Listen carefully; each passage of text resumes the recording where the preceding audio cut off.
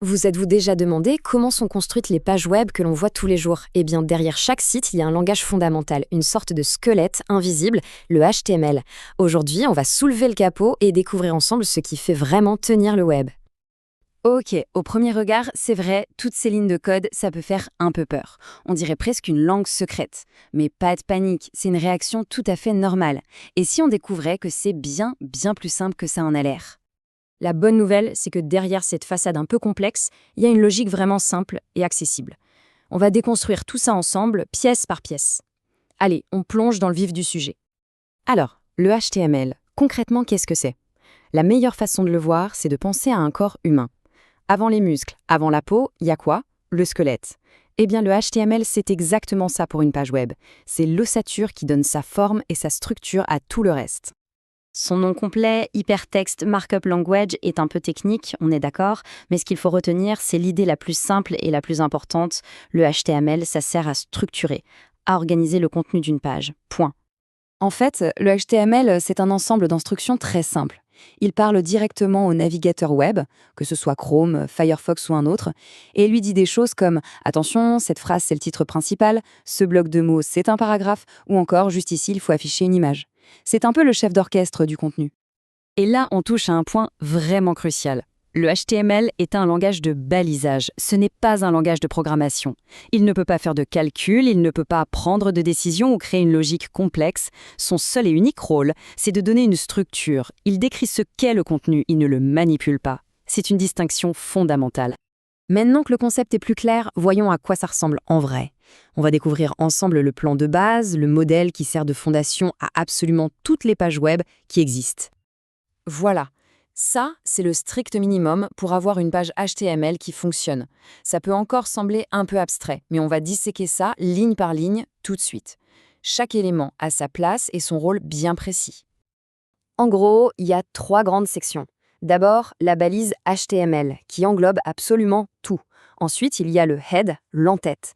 C'est la partie invisible pour la personne qui visite le site. Elle contient des infos pour le navigateur et, par exemple, le titre qui s'affiche dans l'onglet.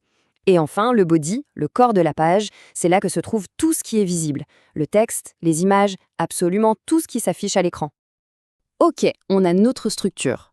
Et maintenant, comment on fait pour rajouter du contenu concret, comme des titres ou des paragraphes? Pour ça, on utilise ce qu'on peut appeler des blocs de construction. Ce bloc de construction, ça s'appelle une balise, ou un tag en anglais.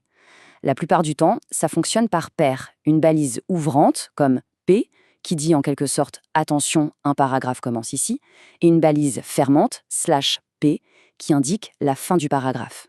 Et le contenu, eh bien, il est placé juste entre les deux. D'ailleurs, voici les balises de texte les plus courantes. Pour le titre le plus important de la page, on va utiliser H1. Pour un sous-titre, H2 et ainsi de suite. C'est une vraie hiérarchie. Et pour le texte tout simple, le texte courant, on utilise la balise P comme paragraphe. C'est aussi simple que ça. Passons à une autre balise absolument essentielle, celle qui permet de créer des liens. C'est le cœur même du web. Il s'agit de la balise A. On remarque tout de suite qu'elle a une petite particularité. Il y a une information en plus à l'intérieur de la balise qui ouvre. Et ce qui est vraiment intéressant ici, c'est de voir comment cette seule balise gère 2 informations différentes. La partie href, c'est ce qu'on appelle un attribut. Elle indique l'adresse de destination, là où le lien va nous emmener. Et le texte qu'on met entre les 2 balises, c'est simplement ce qui sera visible et cliquable à l'écran. Allez, 2 autres exemples rapides. Pour une image, on utilise la balise IMG. Elle a 2 attributs clés, CRC pour la source de l'image et ALT pour le texte alternatif qui est super important pour l'accessibilité. Petite note, cette balise est auto-fermante, elle n'a pas besoin de balise de fin. Et pour créer une liste à puces, chaque élément de la liste est tout simplement entouré par une balise LI. Bon, on a vu les différentes pièces du puzzle. Il est temps de tout assembler. Voyons maintenant à quoi ressemble une page web simple mais complète, qui utilise plusieurs des balises qu'on vient de découvrir. Et voilà, ça, c'est le code d'une petite page web fonctionnelle. On retrouve bien notre structure de base avec HTML, head et body, mais cette fois, le corps de la page est rempli avec du vrai contenu. Ça illustre parfaitement comment ces simples blocs s'emboîtent pour créer quelque chose de cohérent. Repérons ensemble les éléments qu'on connaît. Tout en haut, on voit le titre principal avec la balise H1. Juste en dessous, un petit paragraphe d'introduction avec P, puis on a notre liste à puces bien encadrée, Et pour finir, le lien hypertexte avec la balise A. Tout s'assemble logiquement. En fait, comprendre ces bases, ce n'est pas juste un exercice technique. C'est le tout premier pas, et un pas vraiment significatif dans l'univers bien plus vaste du développement web. Alors, pour résumer, le HTML, c'est simple dans son approche et logique dans sa structure. C'est pour ça que c'est le point de départ idéal pour quiconque veut commencer à coder. Et il ne faut jamais oublier une chose, c'est la fondation, la base absolument incontournable de tout le web.